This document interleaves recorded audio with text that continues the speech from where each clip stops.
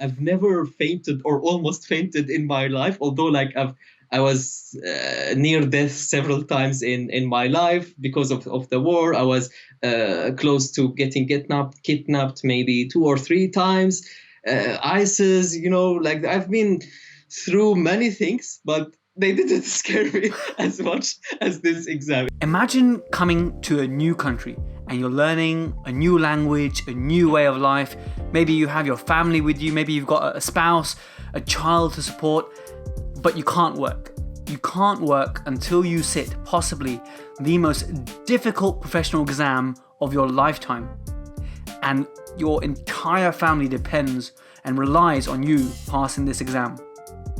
Protrusive, this is a reality that a lot of people face. It's the people who come from other countries to practice dentistry in the UK, for example. Now, this could apply to any country whereby they have entrance exams, right? So what I'm referring to is the overseas registration exams, which in the UK are required for people of certain countries because their dental degrees are not valid, right?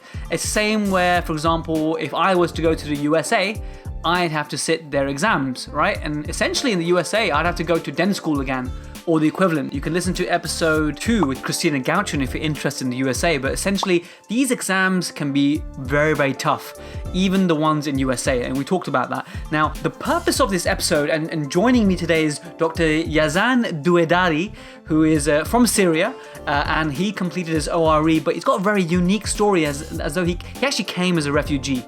And that really resonated with me for many reasons, and we'll explain in the podcast. But wow, to learn about the hardships and the challenges you have to go through to be able to practice dentistry in another country, especially like in the UK, it's just crazy. Like, did you know that when they open the examination process, like the online booking process for the exam, like it goes so fast, as though it's like a massive celebrity concert, like a Beyonce concert, right? You know, you log in and you're there ready to buy your Beyonce tickets, and like within 5 seconds they're gone.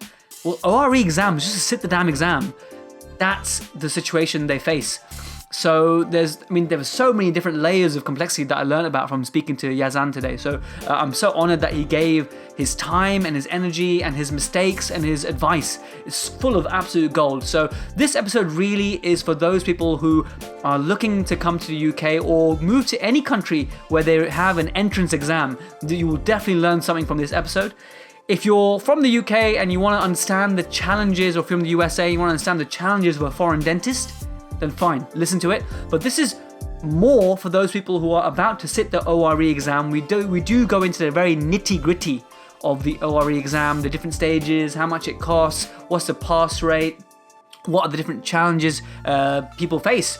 I mean, it's just amazing to think that the process can be incredibly slow and incredibly difficult for no reason at all. So wow, I mean, even when you finish the ORE, to actually find a job is just a whole challenge in itself. So I hope this episode will inspire and help many of you out there. So the Protrusive dental pearl I have for anyone who's looking to sit an exam in a different country to register as a dentist there is this. It's a quote, you may know who it's by, and the quote is, "It always seems impossible until it's done."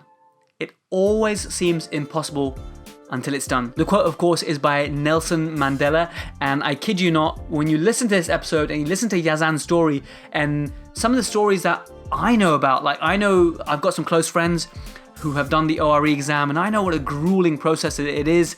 I've got a friend in Korea right now who's looking to sit the Korean exams, and that's a massive challenge. I have so much respect for the people who go to USA and they pretty much go through dental school again. Like, wow, I have crazy amounts of respect for these people. But it always, just like when you are like sitting your finals exam to become a dentist, like how impossible did it seem? Can you like tap into that moment where you're about to sit your finals exam? Like, it seems impossible until it's done. So keep going, keep that faith, and I really hope you gain a lot from this episode. So we're going to dive right in with the chat with Dr. Yazan Douedari for anyone who is interested in the ORE exam or any exam for that matter. Yazan Douedari, welcome to Protrusive Dental Podcast. How are you, my friend? I'm good, and I'm very honored to be on my favorite podcast. You're too kind. Your flattery will get you very, very far, Yazan. So Yazan, I've got you on here for a mission. Okay, your mission is to help people Okay, and let's be really realistic because there's ups and downs, but it's to do with the ORE exam. And if someone's listening and they have no idea what the ORE is that if you want to come to the UK from certain countries, then you need to do the overseas registration exam to be able to work in the UK, right? And from what I've heard, it's a really tough exam. I've had loads of friends who've done it, and I just want to look at the challenges, the benefits, the risks, the rewards. I really want to dissect it. But I also want to learn about you, Yazan, because you emailed me because you kindly did my Reservoir and Bridge Masterclass, and you emailed me some kind words. You said, hey, how can I find more courses like this? And we were discussing, and then I found out a little bit about you. But can you just tell me, roll back the years, go back to your childhood, because something very interesting I want to highlight, because wow, what a story you have. Just tell everyone a little bit about yourself, childhood, and then what you do now as well. Yeah, so I'm from Syria. And I grew up in a small city called Idlib, which is now famous or infamous like for war, unfortunately. And I studied in Aleppo University, graduated from dental school in 2011. And that was the year when the war started. And I stayed there for 1 year, left to Egypt for 1 year, and didn't stay in Egypt for longer than that, went to Turkey for 2 years again, and then came here to the UK in 2015. And after arriving here, I claimed asylum. So I am currently a refugee here in the UK. And I had to go through the process of the ORE to be able to practice again as a dentist. That's very briefly. No, but I like that, and I'm going to delving deeper into it. And the reason why that story resonates with me so much is because I came to the country when I was 6 years old from Afghanistan, and I've been through a process of claiming for asylum, and I'm so grateful to have received a British education, and I'm absolutely indebted to this country. But like yours is a little bit different, that you came later in life, but the challenges are definitely there. And would you consider yourself lucky that you are here today? Yes, definitely. Yes, being a refugee, it's not fun. It's not easy. But at the same time, unfortunately, being a refugee in the UK, it's better than the alternatives for me. So yes, I consider myself lucky that I was able to come here. My asylum request was accepted. And I'm surrounded by really amazing people in this country, like British and non-British resident of this country are really, really amazing. And I'm also lucky to have, came here in relatively, can I say young? Well, I'm 32, but I'm like, it's not too much advanced in life. And I'm now done with the difficult part. There are more difficult parts to come, but it's good to be done with some of it.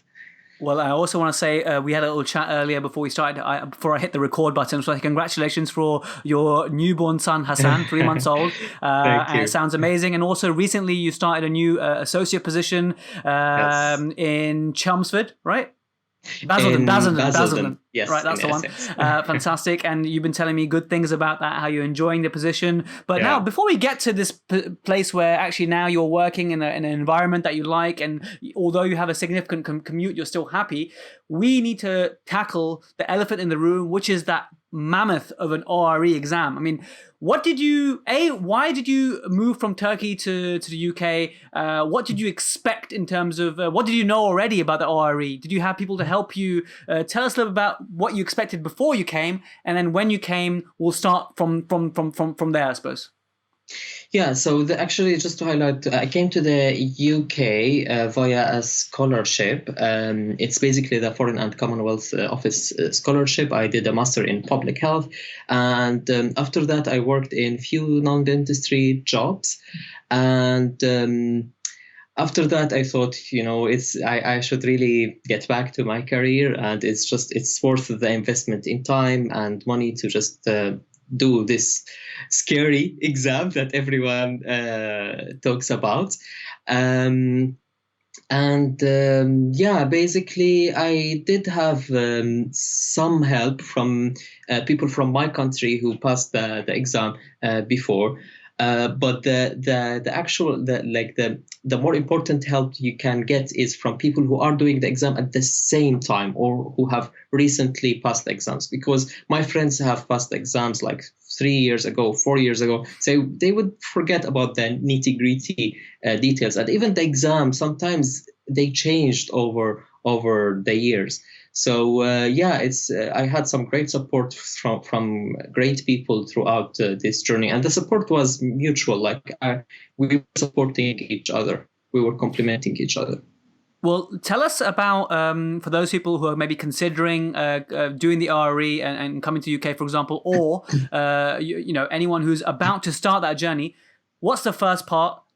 What's the second part? How much does it cost? What's the pass rate? What's the failure rate? And then we'll get into what it actually involves. And I can tell you some stories I've heard from friends who've done ORE as well. But tell us, how many parts are there? How many years does it take on average? Yeah, so I will start maybe with a general description, and then we will delve into the details. So basically, the ORE is 2 parts. And in terms of time commitment, because this is the first thing that comes into mind, like, will I spend like 5 years doing this, or is it just a few months? Basically, in terms of studying, I wouldn't say it needs more than 1 year of full time. If you're like dedicating yourself 5 days a week to studying, then 1 year is enough. But there are some logistical challenges that I will come into it. So you should expect to spend 1 to 2 years on average to finish this exam. It might be longer, but ideally, I think for the majority of people, they are able to finish it in 2 years. In terms of money, the money part is very important because not many people would know how much expensive it is. I would estimate it to be between £10,000 to £15,000. And this is, I'm only talking about the exam costs and the material cost, the courses that you have to do. I'm not mentioning the living cost, because the living cost, it's going to be large. That's variable, but that's significant as well. So you raise a good point. There's the examination fees and everything around it, but then the longer it takes you to pass this exam to be able to earn an income from dentistry, and then the longer you're supporting a family potentially and supporting yourself, rent, you name it, that sort of stuff. So I completely appreciate that. So when what else do you want to add to that? Sorry. So actually, on top of that, even this is something that people rarely mention after finishing the RE, which I will also touch upon later, but it also takes like maybe 6 months, sometimes paperwork, and sometimes finding a job could take also a few extra months. So you could also consider maybe an extra 6 to 12 months after passing the ORE to start earning money. So this is a very broad picture for anyone considering doing the ORE. You have to have these commitments in place.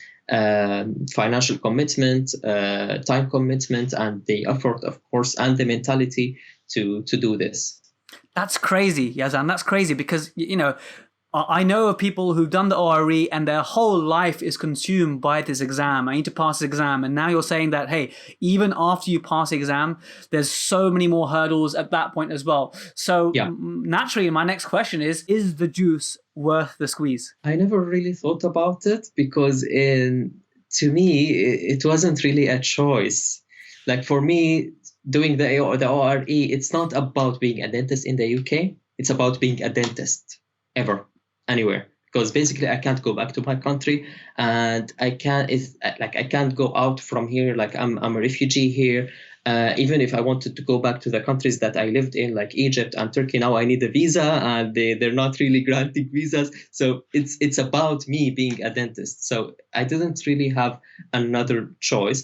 But now that I'm thinking about it after having gone through it, it's definitely worth it. It's difficult. It's time consuming, but once you're done it, it's just maybe 1 or 2 years, and that's it. It's done, and it's not a horrible 2 years. You enjoy many parts of it. You hate some parts of it, but it's a journey like any other journey. Did you enjoy the learning, the relearning? Did you enjoy that? Weirdly, yes, I did, and I learned many new things. I enhanced, for example, my communication skills like massively during the ORE, even my hand skills. Like I used to have like good hand skills, but I can say that I significantly enhanced my hand skills, like practicing on the mannequin, on fake teeth. Even I learned the indirect vision technique. So just like looking at the mirror only. This is something that we don't really do it much in Syria, or it's not, at least it's not taught in our universities. So I learned it here, and I'm very like happy that I'm able to do this now very comfortably. I mean, for someone listening right now and they know about the ORE already, and they know about people who sat the ORE, none of what you said in the last 30, 40 seconds will be surprising to them. But in case someone's listening right now and you already have a BDS from a UK university or US or whatever, and you're listening and you're talking about mannequins, maybe they haven't appreciated the following, which is the number of people who do the ORE, they actually, from what I hear, they source and they buy their own mannequin head and a motor and a handpiece, and they're there like in their garage, like practicing and stuff for hours and hours and hours for the practical element of the exam. So you guys pretty much, you do really delve deep into the clinical hand skills through repetition, and I can see why. I mean, anyone, even if I had the opportunity to 3 months have a mannequin head, some models, and just practice preps for 3 months, of course you would improve. So there is that beauty of it, I suppose. Is there anything you want to add to that in terms of any advice you want to give someone ORE with regards to purchasing a mannequin? Where do you even buy one? I mean, eBay or? No, there are, well, most people buy used ones, and this is what I did because it's cheaper and you don't want to spend a lot of money. And basically, it's just people passing and then like selling their own. But some people would prefer to buy new ones, and if you can like comfortably afford new ones, it would be definitely better. There are specific companies here that are known that provide specific stuff for ORE. So I don't know if you want me to mention. Mention it, because it's definitely going to help someone. I mean, there's no commercial interest, but we can help people. Yeah, definitely. There are MR Dental, for example. They are the most famous providers. There was a new company that also started, and it's based in London, but I forgot its name. You can email me. I'll put it in the show notes because people will. Yeah. So go to protrusive.co.uk/ORE and you'll be able to find all the resources that Yazan can help us with. Hey, was it helpful? Because I found it helpful to, like when I was moving to Singapore, for example, to find a Facebook group for that or whatever. Do you guys have like a secret ORE club on Facebook? Yeah, we do actually. Yes. There is one. Well, there is one big group for part one. I think it has like 8,000 members, so it's a huge group. And yes, people can post questions there. You get answers. So this one is really helpful. For part two, there are few Facebook groups, but I don't know why they're not that helpful. They have different mentality. But do you think it's competitive? Do you think it's because people are now feeling like they're competing against each other, maybe? I think, partly. I think the part two groups, Facebook groups, they're owned by different providers of courses. So this is probably why. But while the part one group, I don't know who owns it. I don't know if really it's owned by someone.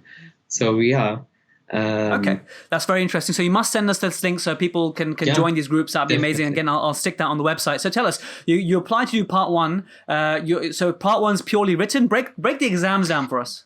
Actually, I forgot something because I didn't really go through it. Before even part one and part two, there are two small issues. You need an IELTS. And you need an overall score of 7 and a score of 6.5 in each subsection, like reading, writing, listening, speaking. So I know people struggle a lot with this.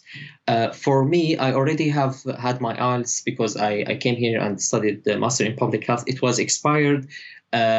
So I just communicated with the GDC, telling them like, look, I have a master from the UK and I have my expired IELTS, and they accepted it. They requested to fill like some sort of reference, but there is some rooms there because I see a lot of questions asked about the Facebook groups about different people have different things to document that they have really good English. So it is possible sometimes if you have an expired to IELTS, or bypass maybe it, to bypass the yeah, exam. Okay. exactly. So because I know one of my friends, he spent 2 years to get the IELTS degree and then 1 year for the ORE.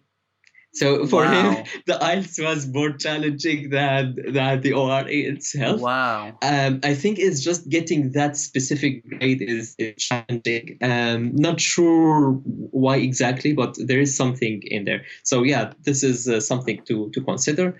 And the I other imagine, thing, Yazan, that the exam. How do you say this exam? This English exam. How do you say it?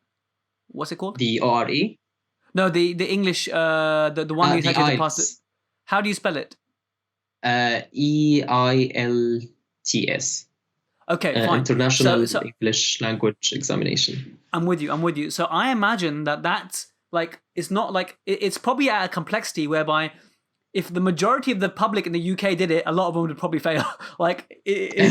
That's what I can just imagine it being like that, because it's like if someone does a nationality exam, like half of the people in the UK will probably just fail it because no one knows that stuff unless you're studying for it. But anyway, that's Yeah, a side thing. So yeah, it's a very good point, Ray. So you have that hurdle to cross. What's the next hurdle? A very small one, but you also need to apply to send your documents to the GDC, and this could take. Basically, it shouldn't take much. It should take like once you send your documents to the GDC, the General Dental Council, they come back within like a month or two. But sometimes people struggle with the paperwork. It takes them several months to prepare the paperwork. But in my opinion, there aren't many, like a huge amount of paperwork, just the reasonable ones. And then the logistics. The logistics, for example, part one, it's run, well, pre-COVID, it was run twice a year, once in April and once in August. And the opening to register to the exam, the registration open 8 weeks before, or 2 months before the exam date. So you have really small window. You have to have your papers ready, your IELTS ready, everything ready before the opening of the exam. And for example, if you miss the August one, the next one is in April the next year. So that's almost 8 months of waiting. So it's something also to consider. And so this is once you apply and you do it, and you got 8 weeks left into exam, and you're studying, and this is a purely written exam. So part one, it's MCQ, so multiple choice questions. So you don't really write anything. It's there is a computer that you read the question, you read the answers, and you choose one answer. Sometimes you might need to choose more than one answer for some questions. But yeah, that's basically it. It's run over 2 days. It has paper A and paper B, and you need to pass both. Well, paper A is more focused on what do you call it? Applied science. It's something like anatomy and physiology, Sure. the basic science. While the paper B, it's more focused around the clinical, like for example, prosto, perio, endo questions.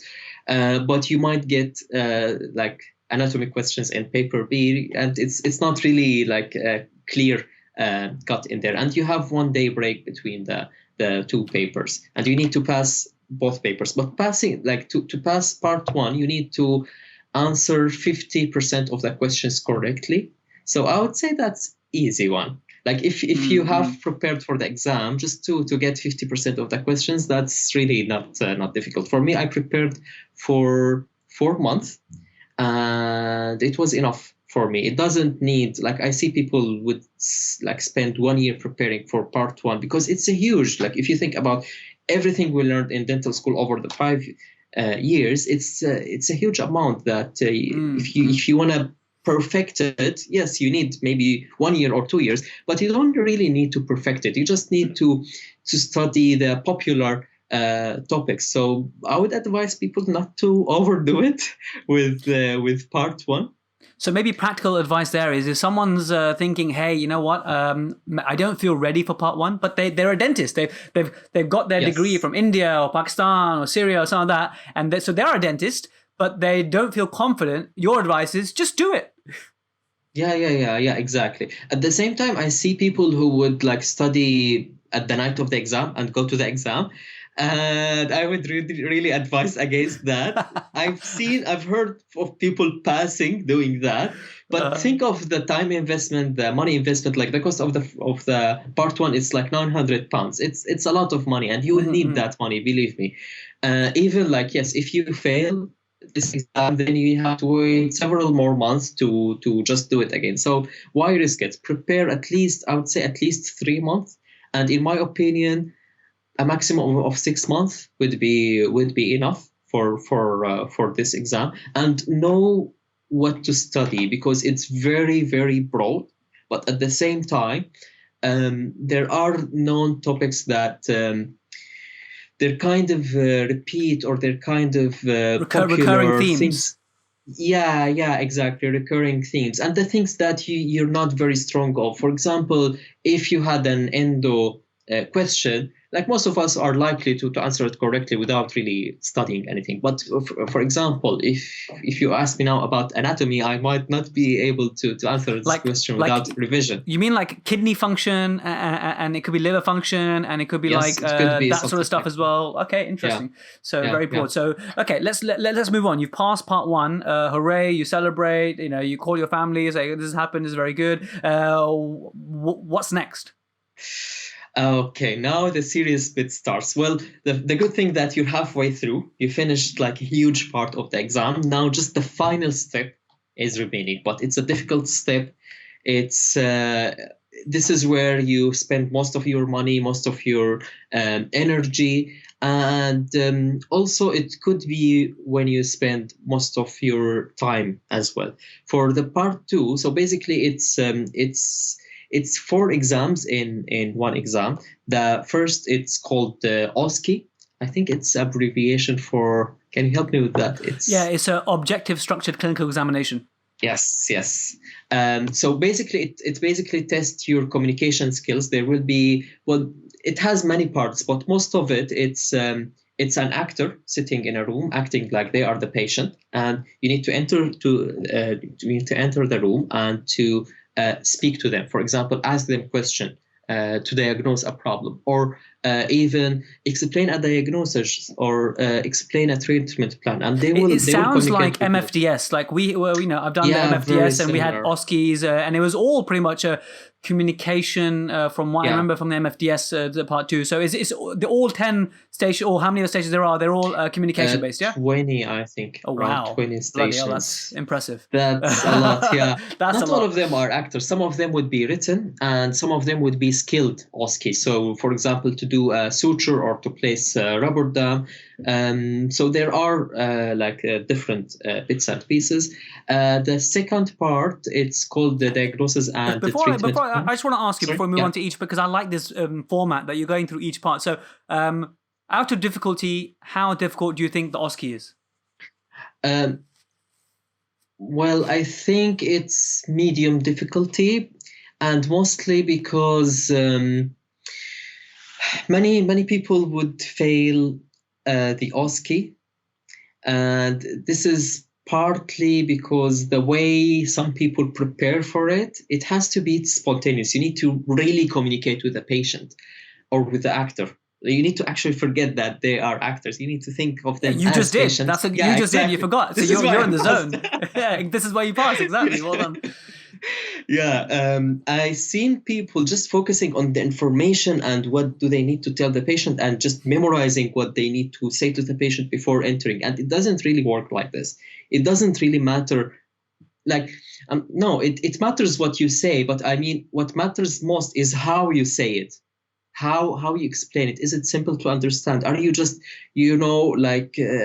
constantly speaking and explaining things like, the actor will not really appreciate that. So just forget about everything. If you're in the exam, forget about everything you learned and just enter the room, communicate with the person in front of you, because they might tell you different things. They might tell you weird things. It doesn't really matter. Just communicate with them and make them feel appreciated and listened to. And then that's a good tip.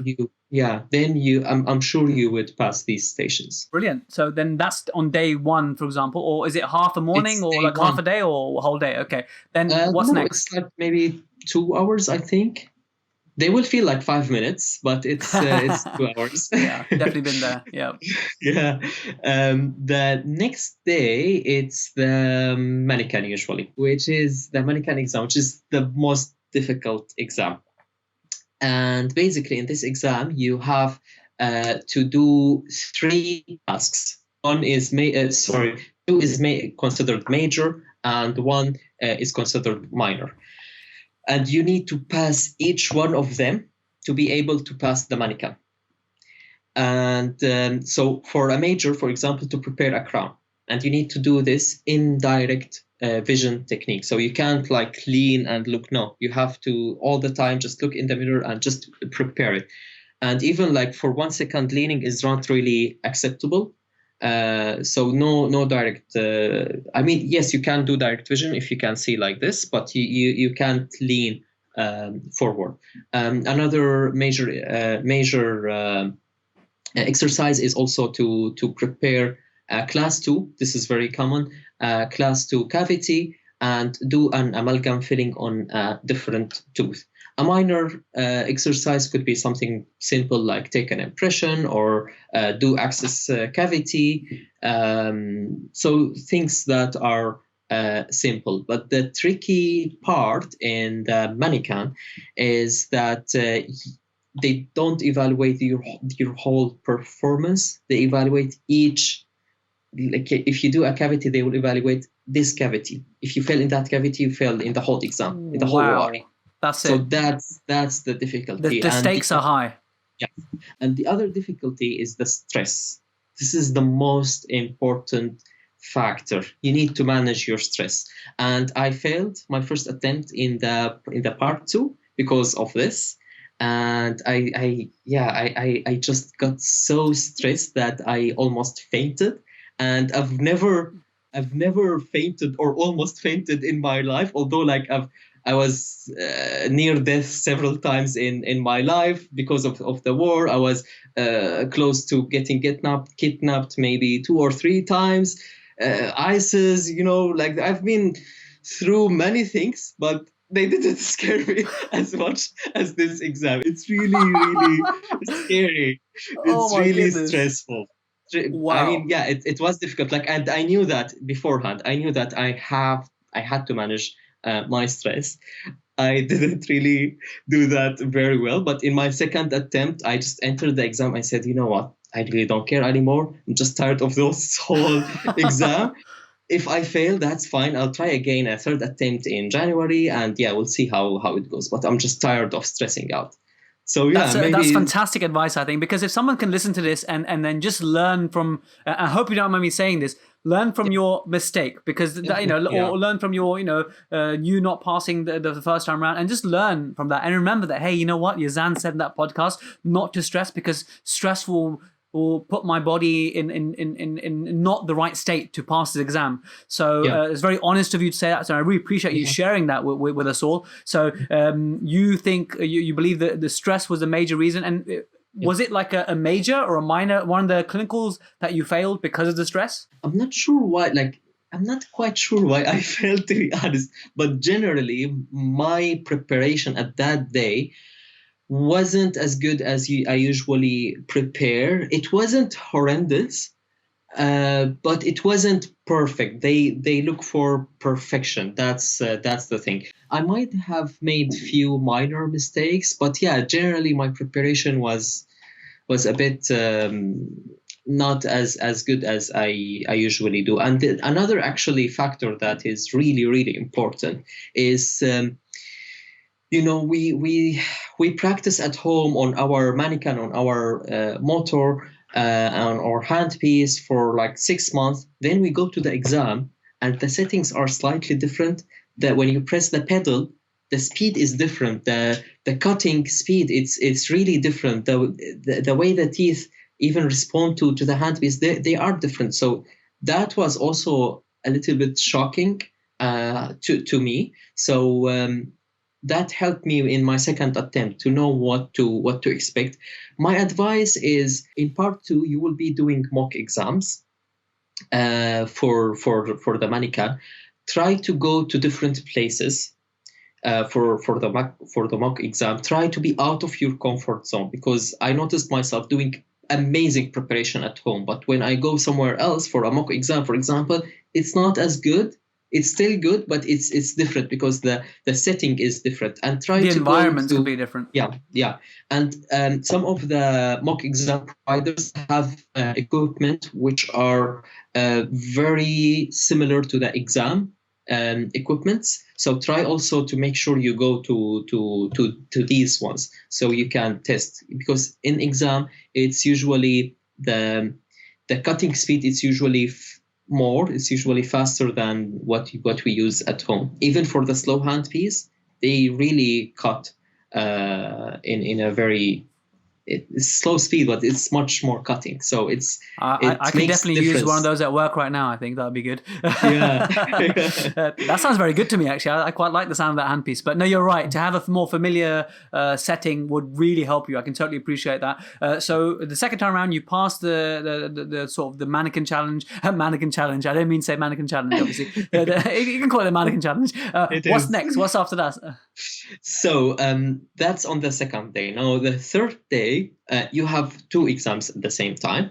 One is called diagnosis and treatment planning, where you also, it's from the name, you have a patient, you enter the room, you need to communicate with them, like taking medical history, social history, dental history, and of course their chief complaint. And you only have 10 minutes for all of this, and you need to write it down. And at the same time, you need to be as comprehensive as possible, but at the same time, you need to be reasonable with the time. Like, I saw many people try to ask all the questions that they have to ask, and it doesn't really work like this. For example, for the pain questions, there's, Socrates. There's, yes, yeah, exactly. Some people would go to the room and they try to ask every single question.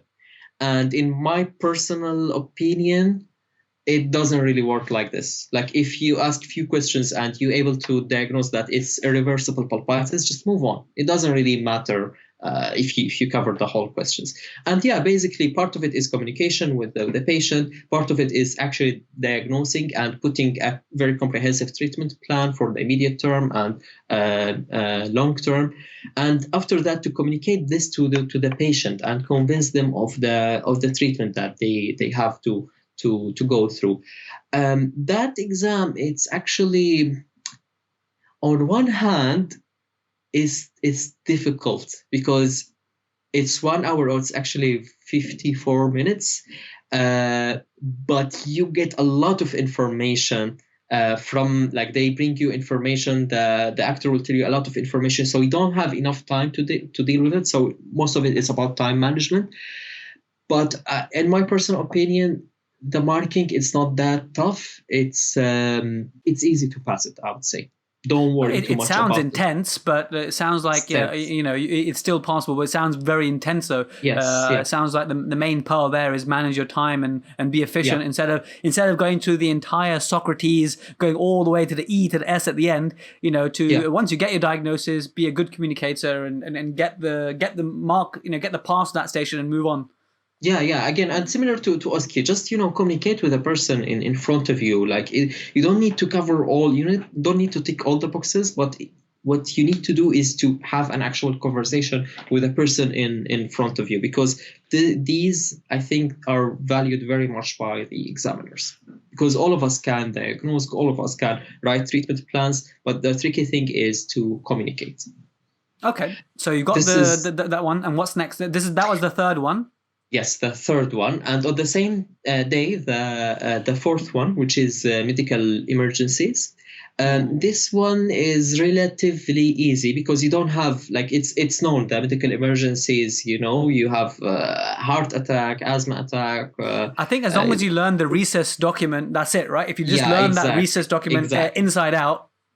Exactly. So you have to really know it by heart, and not just know it for the exam, know it for real life, because you might have someone in the clinic like fainting, and you need to deal with them. It's life-threatening condition, so it's worth the investment in time. The good thing about this exam that like you know what to study. It's limited. They will ask you about these things, and that's it. So if you know it, you will easily pass it. But it's not like, the questions sometimes could be tricky. So you need to really It's a written exam? Yeah. No. It's like an interview. Okay. And some of it you need to give CPR.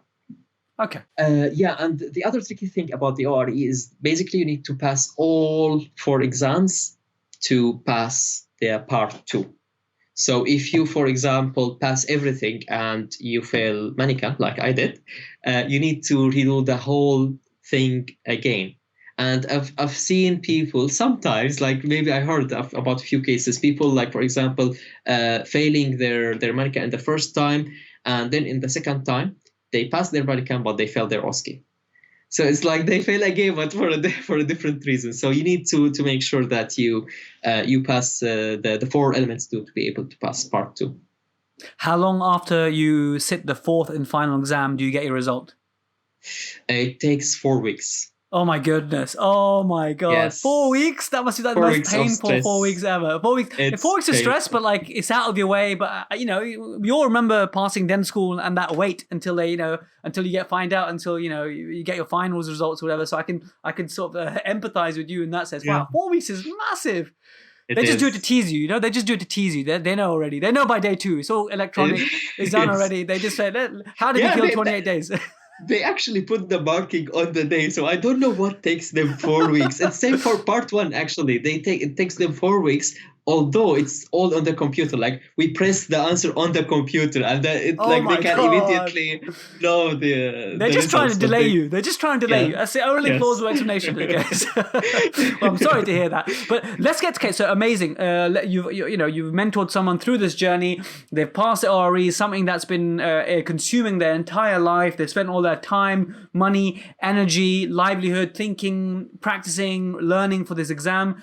But then the struggle is not over. This is why I admire you and anyone who's been through ORE so much, because I really admire the hard work that it takes, and the journey continues. So hopefully you get the result that you want and you passed. But then there are some more challenges. So just the final part of the podcast, tell us, what challenges can you expect once you pass the ORE finally? Yeah, so that's the thing, that you're not done by passing the ORE, but of course you're done with the difficult part. But before moving to that, I just want to highlight another thing that I think is really important to highlight. Some logistical challenges with the ORE is booking the exam, and I would say this is the worst thing about the exam, because basically spaces are limited. And there are many people who want to apply for the ORE. And as I mentioned, for part 1, there are only 2 settings per year. So what is actually happening, and what has been happening for the past few years, maybe 3 years, 4 years, is that the exam opens usually on a certain day, 2:30 p.m., 2:31, or 2:30 and maybe 2 seconds, it's fully booked. So oh my god. Yes. So basically you need to refresh the page at 2:30 exactly. And what happens with many people is that the screen will show no exam to book, or exam hasn't opened yet. They refresh the page and it says exam fully booked. That is terrible. That's terrible. I mean, this is like a Beyonce concert, you hear like in 7 seconds it goes. This is like, oh my goodness, I never knew that. You don't even think as an outsider that this applies, but this is This is so disheartening. This is like you've been It preparing is. for this exam. You've been, your whole family, your livelihood depends on it, and you have to this extra dimension of pressure. Yeah, exactly. Wow. It's this is the worst. I would say this is the worst because this is something that you can't really control at all, and it's not within your hands. You're just sitting there and trying to refresh and hope for the best. And I know people who, like, this is extreme, but I know someone who maybe spent 2 years waiting. Oh, So that's horrible. That's horrible. no, So that's yeah, very sad. that's even for part one and part two. So this is something also to factor in your calculation. Expect that there might be delays outside of your control, and just have a plan B. For example, if you can't book the exam, just know what to do in this extra time.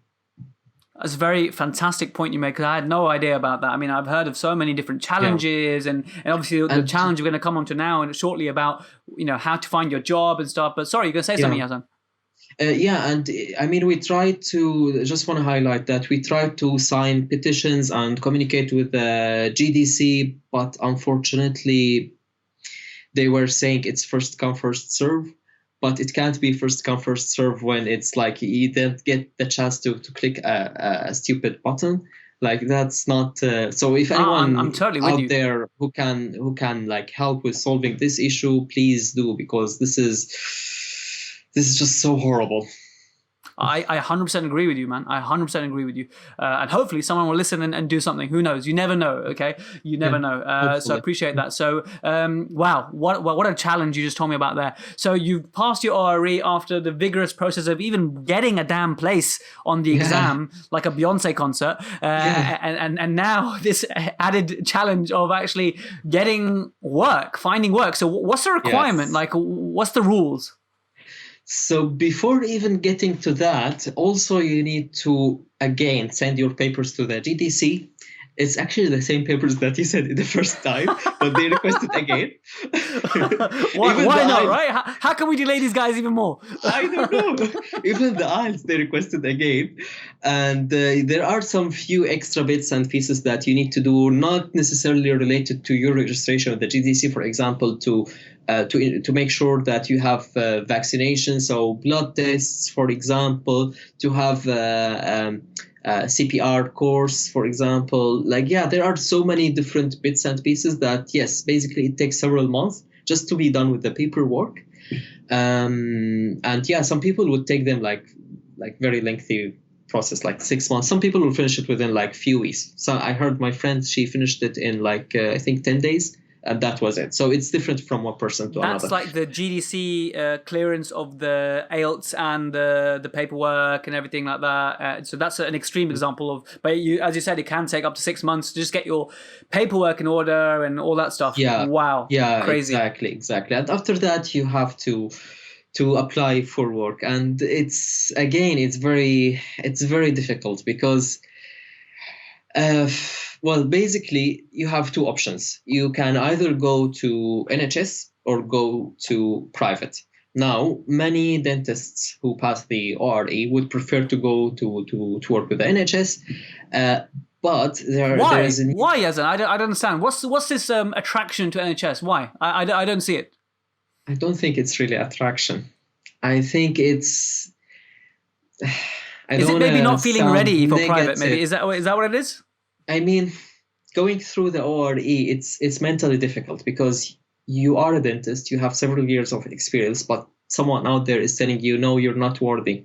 You need to go over through this lengthy process, and they challenge you and they put you through like very difficult experience.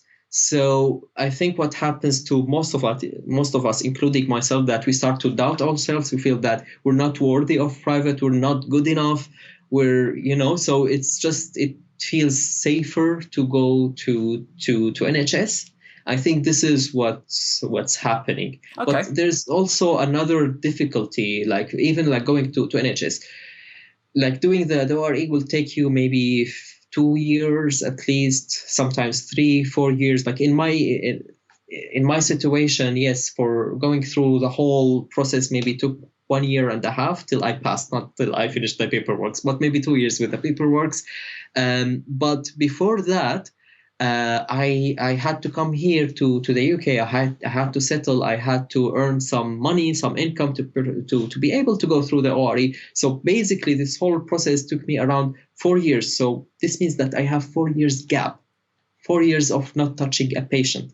So it's really difficult for employers to employ you in a private practice where you have this lengthy gap. So that's also another factor. And even yourself, like you feel that, yes, I have good hand skills now. I worked on the mannequin for several months, but I haven't touched a patient in several years. And it's difficult. But my advice is don't really doubt yourself. It's fine.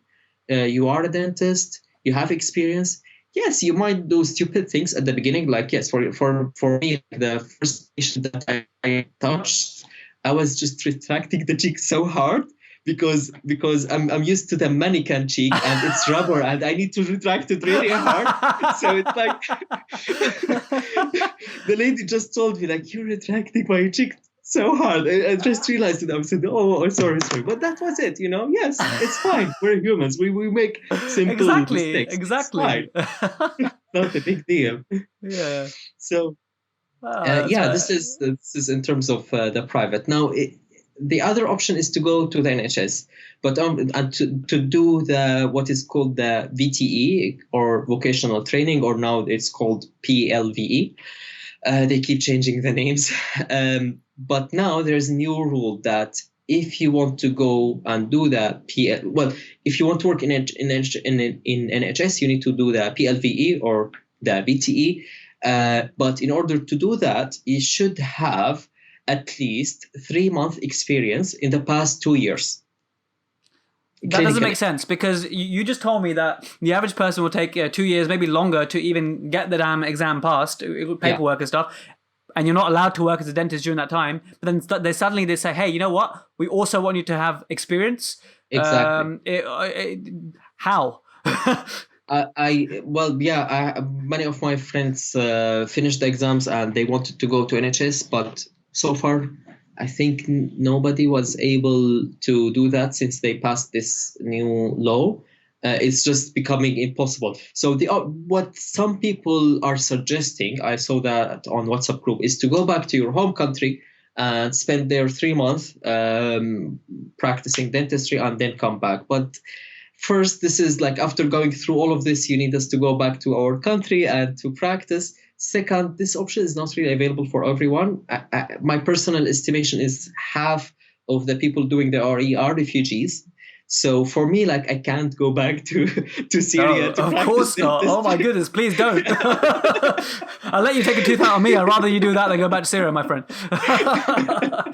Yeah, exactly. Like, this is not an option actually for many of us. So for me, it was like impossible to go to the NHS. So I had to go work in private. But after working in private for 3 months, like, I mean, yeah, I have a job. Why would I leave it to go and work in the NHS? Like, yes, it would be great, but I already have a job and I'm committed. I signed a contract. So it's like, it's a bit weird. And it's the reason behind it is that it's about the safety of the NHS patients, which is also doesn't really make sense. How about the safety of the private patients? And also, does it mean that the ORE is not good enough? Like, why did we have to do it then? Like, the whole thing, it really doesn't make any sense. And you raised a fantastic point there. When did this law come in, or when did this rule come in that you had to have this? Do you know when it came in? I think in 2019, maybe mid 2019, like 2019. Okay. No, I think it's late 2019 or beginning 2020. 2020, have everything bad that can happen, even to RE people. 2020 COVID, throw in this 3-month rule, everything. Oh my goodness. Yes. So you were also subject to this 3-month rule or not? Yes, of course. But for me, I wasn't seriously considering to the NHS, but I did think about it, but it wasn't really an option, so I just ruled it out.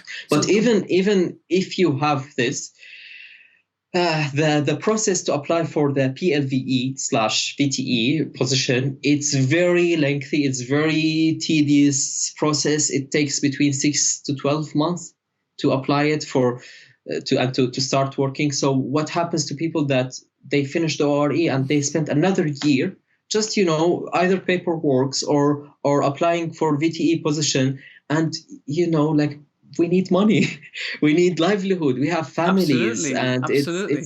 it's just horrible. What most people do is they work as hygienists, which is rewarding financially, but after having gone through all of this tedious process, it's just another unjustifiable hurdle. I'm completely with you, Yazan. I just want to say, wow. Like, just wow, just hearing that. I mean, the reason I got you on, and the reason I'm choosing to shout about this topic and help people is because I know people like you. And shout out to my good buddy Chantej, who's now working in the Northeast. He's been through this grueling process. So I've always appreciated how difficult it must be. But what you told me today has just increased my level of respect for you guys. Like, even more. Like, it's just amazing. I salute you. So well done. But just I think people are listening to this, and maybe if you've listened all the way this far into the episode, you're probably about to do your RE, or you're doing your RE, or you're going to do your RE. They want to know, what's on everyone's mind at the moment is, how did you get a private job? I don't know. I think I was lucky, and I was no, seriously, I was lucky, and I was a bit bold. I think I just applied to jobs while I was preparing my paperwork, and I actually got an interview, and I was like, I almost didn't go because I seriously didn't think that I will get it. But the reason that I went, I hope my employer doesn't listen to this, the reason that I went is that I wanted to practice interviews. I never ever thought that they will grant me the job. So it's I was lucky enough to get this job. The thing is, it was a practice that newly opened. So this is also a small tip for new practices. There usually aren't many patients. They're not usually fully booked. So that would be an easier access for us who finished ORE, and it's also give us time to get back to work. Like, you get to take extra time dealing with patients. So that's a really good start, I would say. I agree. That sounds like But a good scenario. So it's a win-win. Apply. Yeah. Don't doubt yourself. You said you were lucky. I disagree with you, Zan. I mean, you make your own luck, right? You made the decision to be bold enough, being brave enough to apply. Yes, you went for the interview experience, but they obviously liked you for who you were compared to the other delegates. Yeah. So I want to say it's not luck, it's you. But I think the take-home point from that is, don't stop doubting yourself. Stop doubting yourself. Apply for the private positions if you can do. And a great pearl you shared is to maybe go for a squat practice, a brand new practice that maybe your income will not be so high initially, or because your patients will not be there, but that suits you perfectly, because you can spend a bit more time. Extra 15-20 minutes here and there will mean so much when you're coming out of RE and you're practicing on patients again. Yeah, exactly. It helps a lot.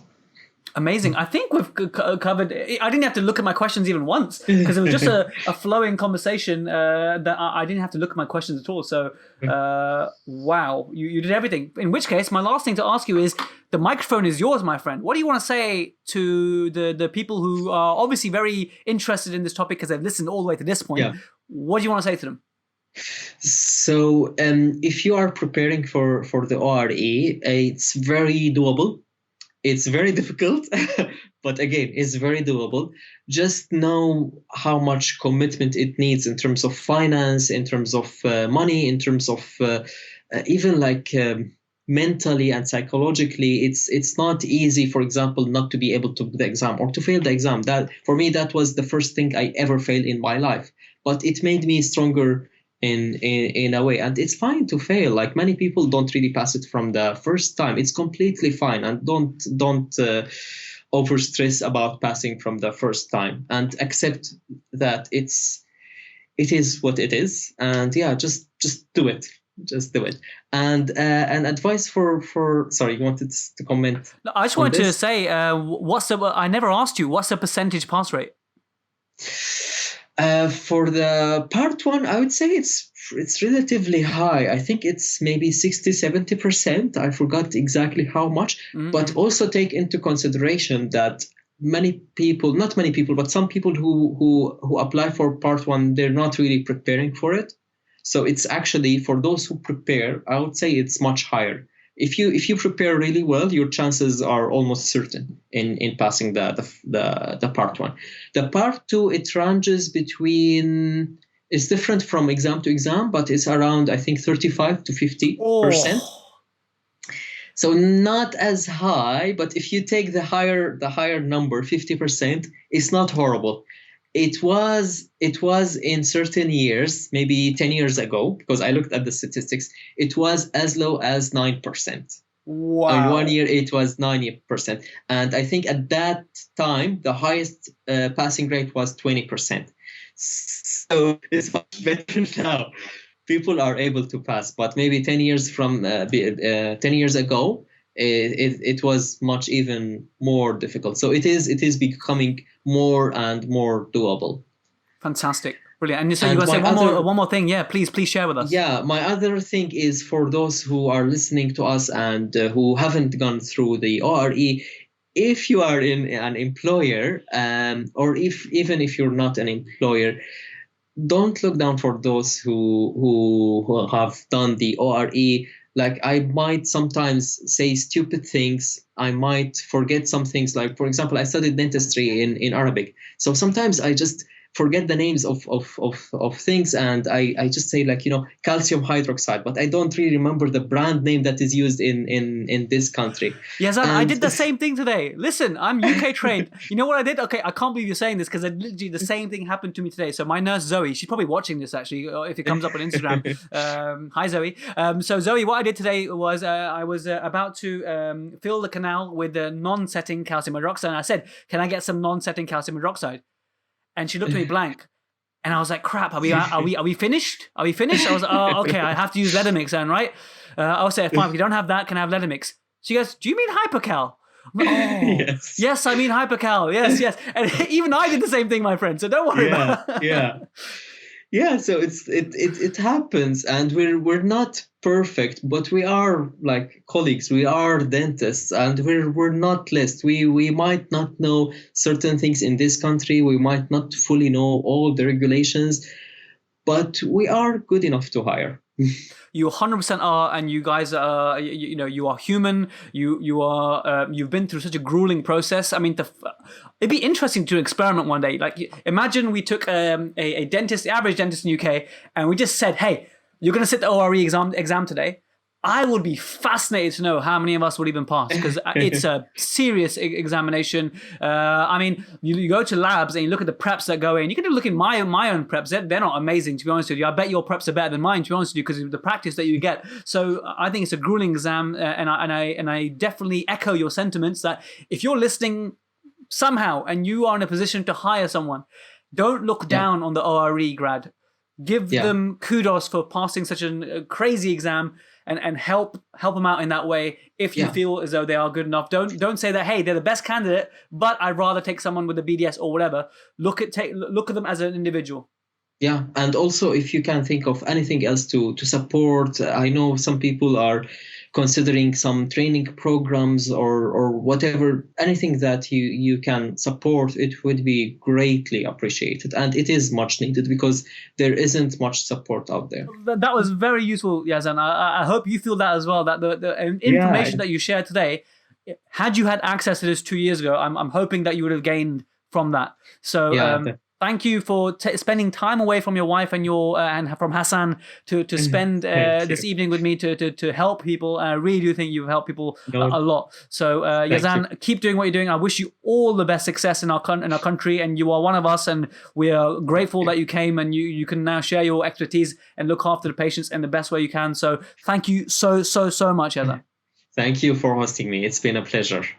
Well, there we have it. Such a fantastic guy. Yazan is such a sweet guy. I mean, he was a joy to interview and joy to speak to. I really loved his story and his drive, and I'm so happy he was able to find a private job. Like, wow. I mean, I'm so pleased for him. So well done, Yazan. You really gave so much knowledge away. I'm sure you're going to help hundreds, if not thousands of dentists who may be sitting registration exams for other registration bodies around the world. If you want to download any of the resources or find out the different Facebook groups or different courses there are supporting people who want to sit the ORE exam, then just go to the show notes on protrusive.co.uk/ORE and you'll be able to find everything there. And again, subscribe to the newsletter. And if you found value from this, share it to someone who may be sitting the ORE or is even thinking about it. Let them learn the journey.